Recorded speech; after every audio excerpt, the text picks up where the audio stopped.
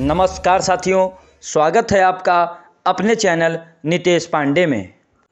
नमस्कार साथियों, मैं अभिषेक आपका स्वागत करता हूं आपके अपने चैनल नितेश पांडे में।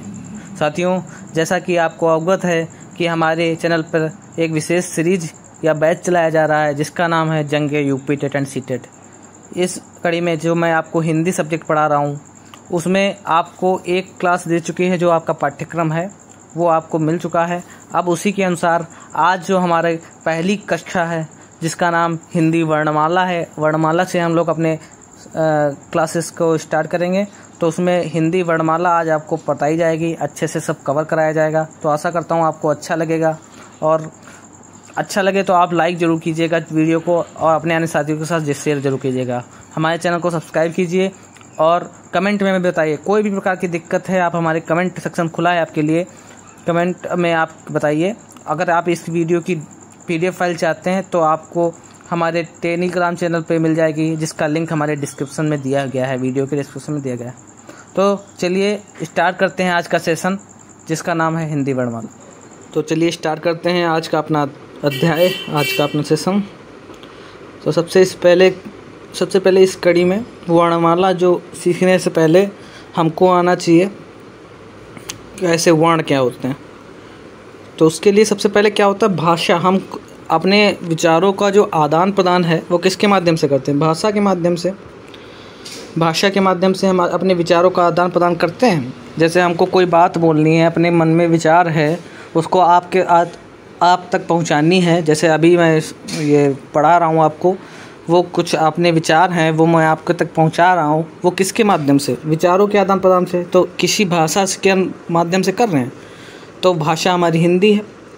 कोई भी भाषा हो, हमने अपने विचारों का आदान प्रदान का साधन क्या होता है? भाषा होती है। विचारों के आदान प्रदान का साधन क्या होती है? भाषा होती है।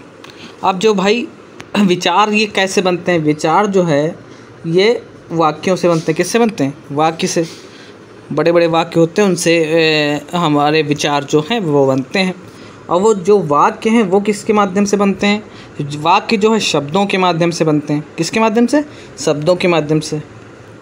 ठीक है, कुछ शब्द मिलके वाक्य का निर्माण करते हैं।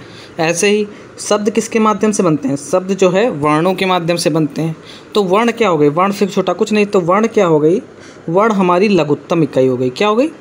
लघुत्तम इकाई जो है वर्ण हो गई। लघुत्तम इकाई वर्ण होती है। तो भाषा की या विचारों की लघुत्तम या भाषा की लघुत्तम इकाई क्या हो गई? वर्ण। और वाक्य जो है भाषा की बड़ी इकाई है। तो ये दो चीज़ याद रखिएगा। जो वर्ण होते हैं वो लघुत्तम इकाई होते हैं भाषा की, और वाक्य जो होते हैं वो बड़ी इकाई होते हैं या सबसे बड़ी इकाई होते हैं। ठीक है, चलते हैं। आपको ये समझ में आ गया होगा कि वर्ण क्या होते हैं। वर्ण क्या होता है? भाषा की लघुत्तम इकाई क्या होती है? वर्ण होते हैं। और भाषा के आदान प्रदान से, भाषा जो है विचारों के आदान प्रदान का साधन होती है। वाक्य, विचार किससे बनते हैं? वाक्य से बनते हैं। वाक्य जो है शब्दों से बनते हैं। शब्द किससे बनते हैं? वर्ण से बनते हैं। ठीक, ये इतनी चीज़ें आप ध्यान रखिएगा। चलते हैं अब अगले अपने अध्याय पे। वर्णमाला। वर्णमाला क्या होती? देखिए, भाषा की सबसे छोटी इकाई ध्वनि होती है और इस ध्वनि को वर्ण कहते हैं। भाषा की सबसे छोटी इकाई क्या होती है? ध्वनि। और इस ध्वनि को क्या कहते हैं? वर्ण कहते हैं। जो हमने अभी आपको बताया है, भाषा की सबसे छोटी इकाई ध्वनि होती है और इस ध्वनि को वर्ण कहते हैं। वर्ण कहते हैं। भाई समझ गए हम। वर्ण क्या है? भाषा की सबसे छोटी इकाई। वर्णों के व्यवस्थित समूह को, भाई इसको एक व्यवस्थित समूह में बना दिया गया।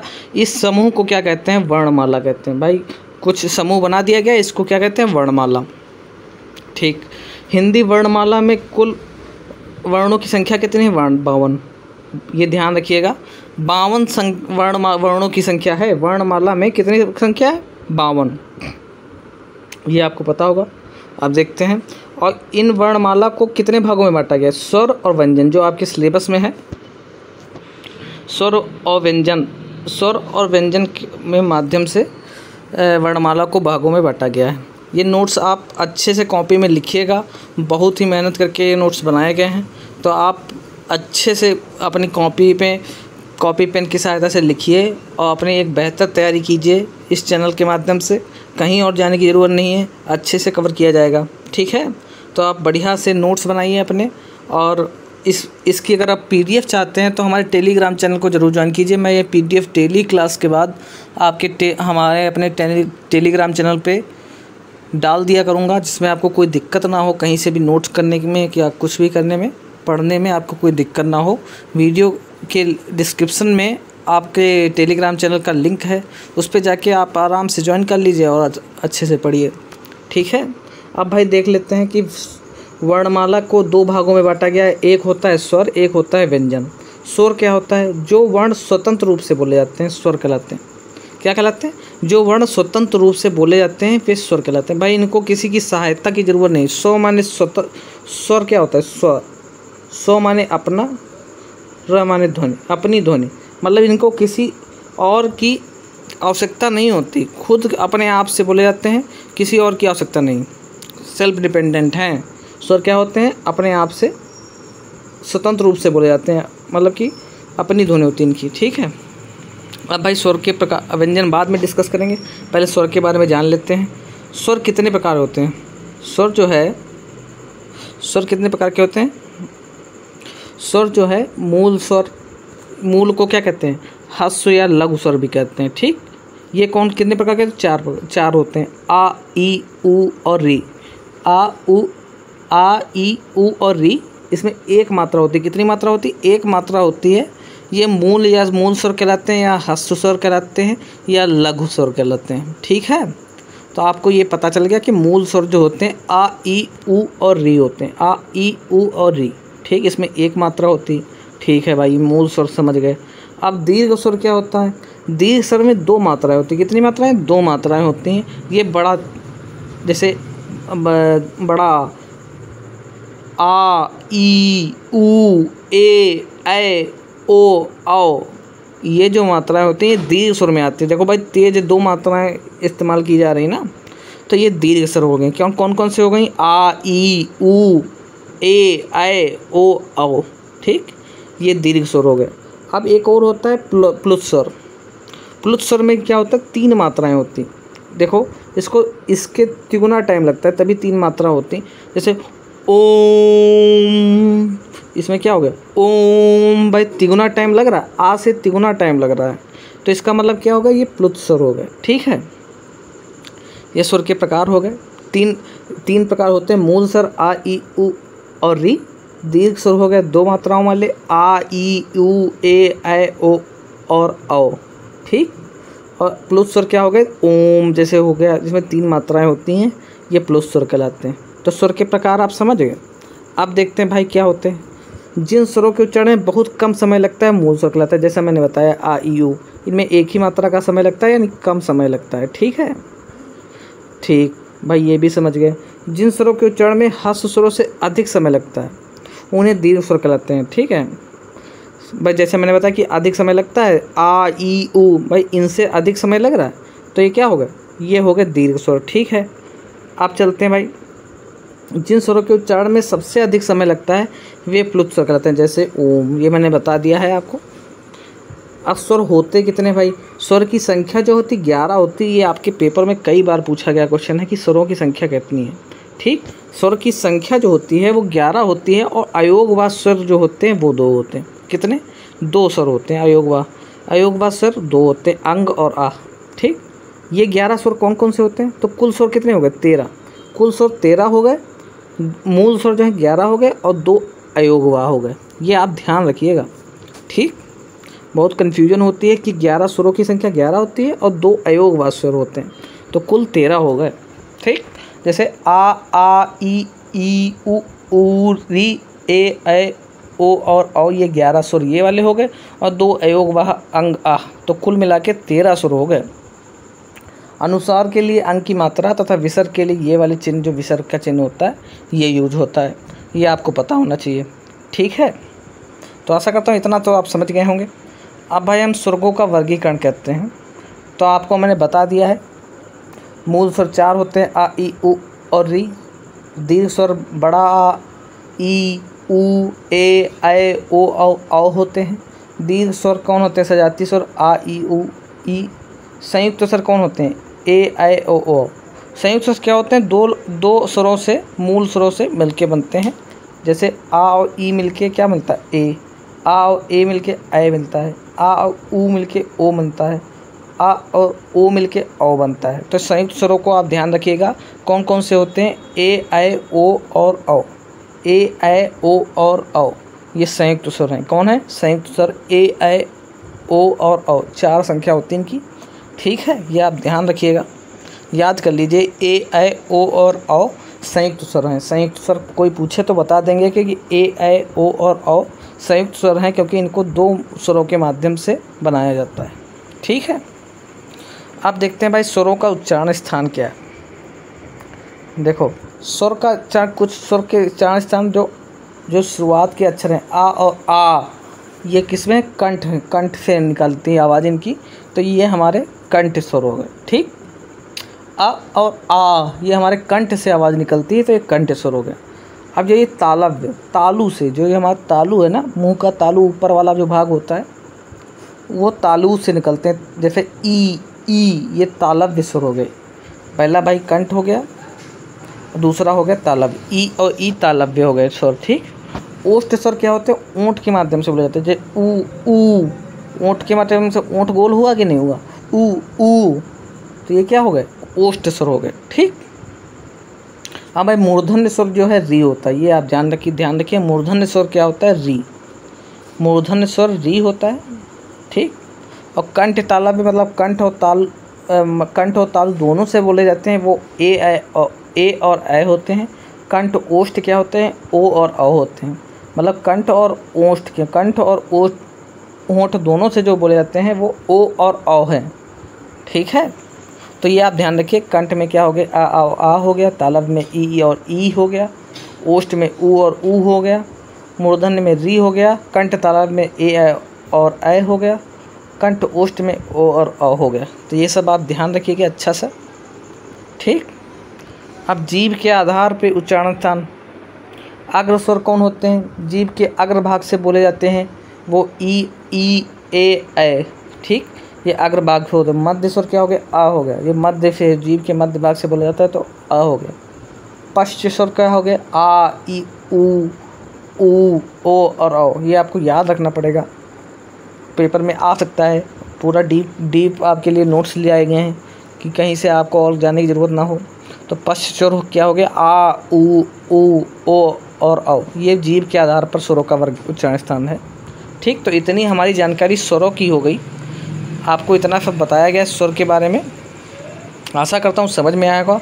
ये पहले आप ध्यान रखिए कि मूल स्वर क्या होते हैं, दीर्घ स्वर क्या होते हैं, दीर्घ संधि स्वर या सजातीय स्वर क्या होते हैं, ठीक। संयुक्त स्वर क्या होते हैं, 2 स्वरों के निर्माण से बनते हैं। स्वरों का स्थान, ये आप पहले स्वरों का उच्चारण स्थान ध्यान रखिए, और फिर जीभ के आधार के पर ध्यान रखिए कि कौन से अग्रभाग से बोले जाते हैं, कौन मध्य भाग से, और कौन पश्च स्वर होते हैं, ठीक।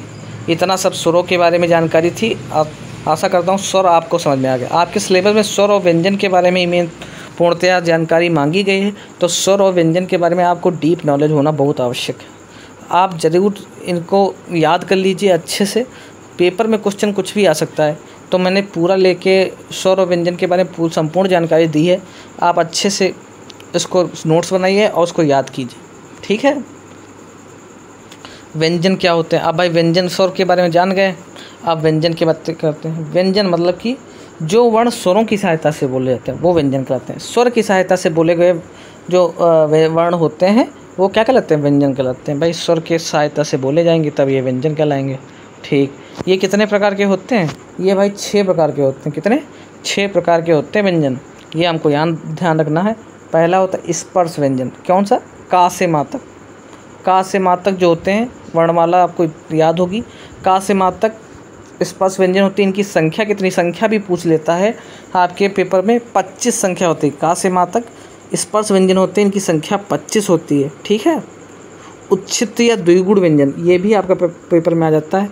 द्विगुण व्यंजन कौन से हैं, ड और ड, ये द्विगुण व्यंजन है, ठीक है। इसको उच्छिष्ट या द्विगुण व्यंजन कहते हैं। इनकी संख्या 2 होती है, डा से डमरू और डा से ढक्कन। ये 2 हमारे द्विगुण व्यंजन हैं, इसमें 2 गुण होते हैं। अनुनासिक कौन कौन से होगा, इया, का अंगा, और अंगा जो हो गया, इया हो गया, ड़ा हो गया, ना हो गया और माँ हो गया। प्रत्येक वर्ग का 5वां वर्ण होता है। केटीएम डू आप याद रखिए। कचट तप का वर्ग हो गया, चा वर्ग हो गया, टा वर्ग हो गया, ता वर्ग हो गया और पा वर्ग हो गया। काम वर्ग में कौन से आते हैं? का खा गा गा अंघा। चा वर्ग में चा छा जा जा ईया। टा वर्ग में टा ठा डा डा आड़ा। ता वर्ग में ता था दादा ना। पा वर्ग में पा फा बा मा। तो सबका जो 5वां वर्ग होता है पा फा बा बा मा यानी माँ हो गया। इसका मतलब जिसका प्रत्येक वर्ग का जो 5वां वर्ण होता है वो अनुनासिक या नासिक कहलाता है। ठीक है, जैसे का वर्ग में जो 5वां वर्ण होता है वो अंगा होता है, और चा वर्ग में ईया होता है, और टा वर्ग में ड़ा होता है, ता वर्ग में ना होता है और पा वर्ग में माँ होता है। प्रत्येक वर्ग का 5वां वर्ण जो होता है वो अनुनासिक या नासिक कहलाता है। ठीक, अंतस्थ व्यंजन बहुत इंपॉर्टेंट आपके में आता है कि अंतस्थ व्यंजन कौन से होते हैं। ये 4 प्रकार के होते हैं। या रा ला वा 4 वर्ण होते हैं। कितनी संख्या होती है? 4। या रा ला वा अंतस्थ, या रा ला, अभी याद कर लीजिए तुरंत।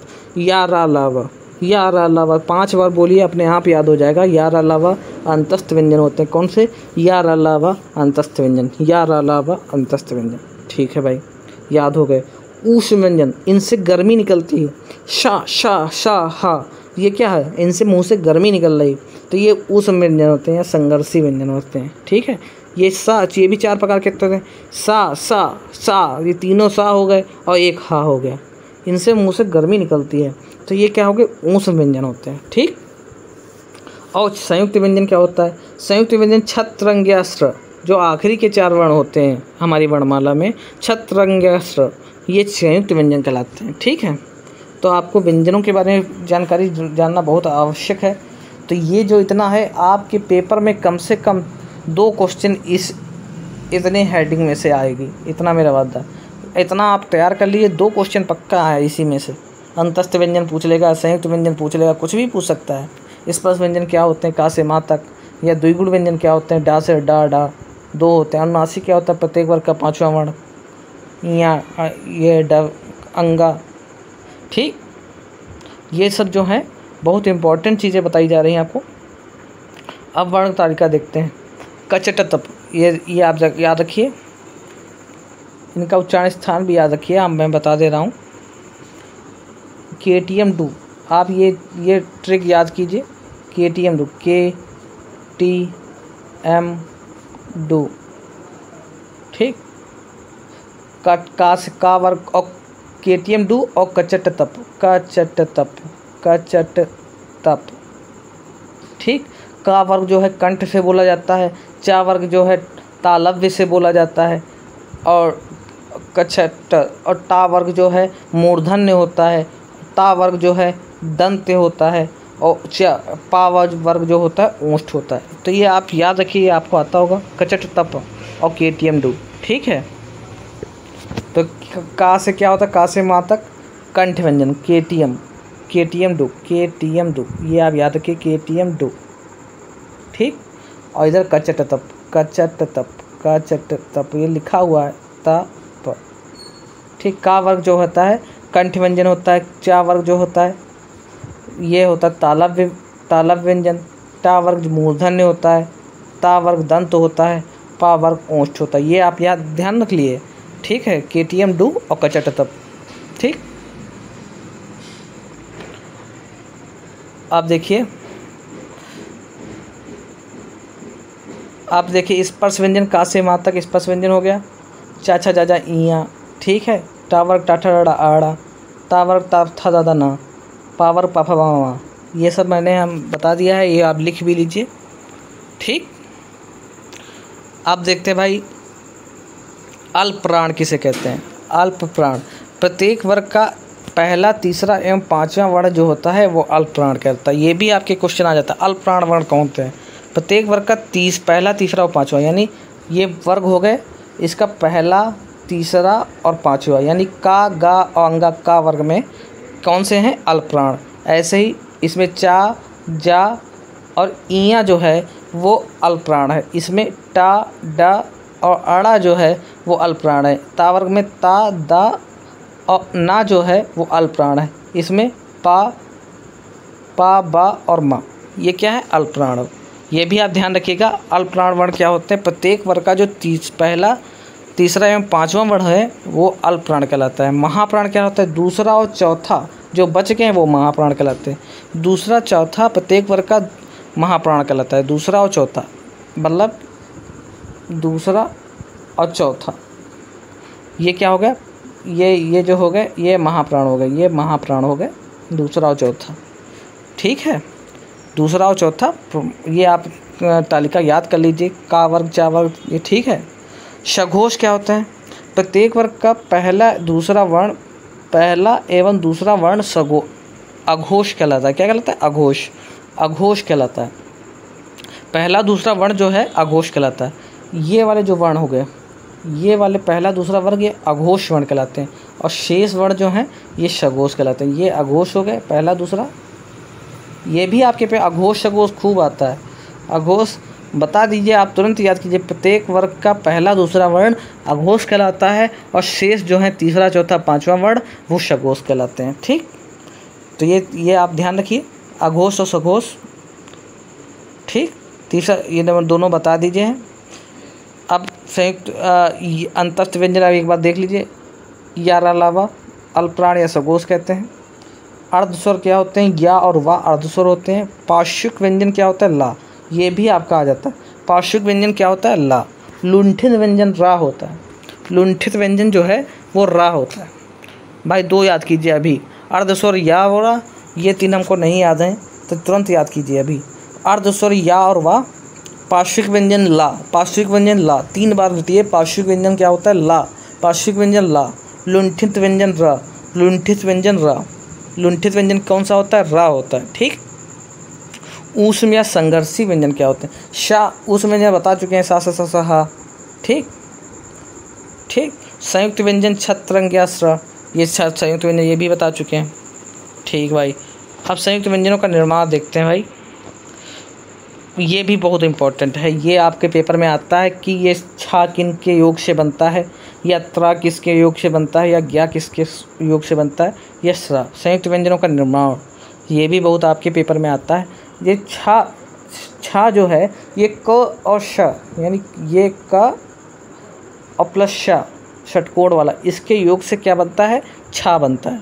ठीक, ऐसे त्रा कैसे बनता है? त्रा जो है ता, आधा ता और प्लस रा, ये इससे हमारा त्रा बनता है। ठीक है, और ज्ञा को हम एक्चुअली लिखते ऐसे हैं, ज्या ज्या ज्या, ज्या से आधा ज्या और इया। ठीक, इसके योग से हमारा ज्ञा बनता है। ठीक है, और रा कैसे, श्रा कैसे बनता है? श आधा श और प्लस रा, इससे हमारा ये पूरा सा है, सॉरी, श और रा, इनके योग से हमारा क्या बनता है? श्र बनता है। ठीक है, ये आप ध्यान रखिए, आपके पेपर के लिए बहुत इम्पोर्टेंट है। अब वर्णमाला को हम एक नज़र में देख लेते हैं कि स्वरों की संख्या कितनी है। भाई 11 है। अयोग व स्वर 2 हैं। कौन कौन से? अंग और आ। अयोग व हो गए, अंग और आ अभी याद किया हमने। अयोग व होते हैं, अयोग व स्वर अंग और आ होते हैं। कुल स्वरों की संख्या 13 हो गई। ठीक, स्पर्श व्यंजनों की संख्या 25 हो गई। स्पर्श व्यंजन कौन से होते हैं? का से माँ तक, का से माँ तक हमारे स्पर्श व्यंजन कहलाते हैं। ठीक, द्विगुण व्यंजनों की संख्या कौन होती है? 2। द्विगुण व्यंजन कौन से होते हैं? हमने अभी बताया था, ड और ड़, ढक्कन वाला, ये 2 हमारे द्विगुण व्यंजन हो गए। ठीक, अंतस्थ व्यंजनों की संख्या क्या है? 4। कौन कौन से होते हैं अंतस्थ व्यंजन? या, रा, ला और वा। ये देखिए अभी याद हो गए, तुरंत आप याद कीजिए। या, रा, ला, वा क्या हो गए? अंतस्थ व्यंजन। उस व्यंजन की क्या होगी? सा। 4 संख्या हो गई। कौन कौन से होते हैं? शा, तीनों सा होते हैं। सा सा, ये वाला सा हो गया, और ये शे, ये वाला, और हा, ये तीनों सा और हा, ये क्या हो गए? ऊष्म व्यंजनों, इनसे गर्मी निकलती है। संयुक्त व्यंजनों की संख्या 4। कौन से होते हैं? छत्रंग ग्र स्र, छत्रंग ग्र स्र, ये हमारे संयुक्त व्यंजन हो गए। ठीक, तो ये आपको पूरी वर्णमाला एक नज़र में बता दी गई है, तो ये बहुत इम्पोर्टेंट चीज़ है। पूरी वर्णमाला हो गई आपकी, स्वर भी हो गए, व्यंजन भी हो गए। आपके बढ़िया से नोट्स बनाइए, अच्छे से तैयारी कीजिए अपनी, और एक बेहतर तैयारी हमारे चैनल से कीजिए। कोई कहीं जाने की ज़रूरत नहीं, आपको पूरे बेहतर कंटेंट के साथ एक कंटेंट दिया जा रहा है। आशा करता हूँ आपको वीडियो अच्छी लगी है। अच्छी लगी है तो लाइक कीजिए ना यार, लाइक कर दीजिए और हमारे दोस्तों अन्य साथियों के साथ ज़रूर शेयर कीजिए। आपके शेयर करेंगे तो अच्छा लगेगा, क्योंकि हमारे चैनल को सपोर्ट मिलेगा आपके एक शेयर से, आपके एक सब्सक्राइब से। सब्सक्राइब कीजिए हमारे चैनल को और कमेंट में भी बताइए कि कमेंट में कैसा लगा आपको वीडियो। पूरी बेहतर हम लोग कंटेंट देने की कोशिश कर रहे हैं, अच्छे से आपको बताया जा रहा है हर एक चीज़। तो आपका काम क्या है? आपका काम है हमको सपोर्ट कीजिए। सपोर्ट करेंगे तभी तो अच्छा लगेगा, और अन्य साथियों के साथ शेयर करें। तो चलिए मिलते हैं अब अगली क्लास में, तब तक के लिए नमस्कार, अपना ख्याल रखिए, बाय।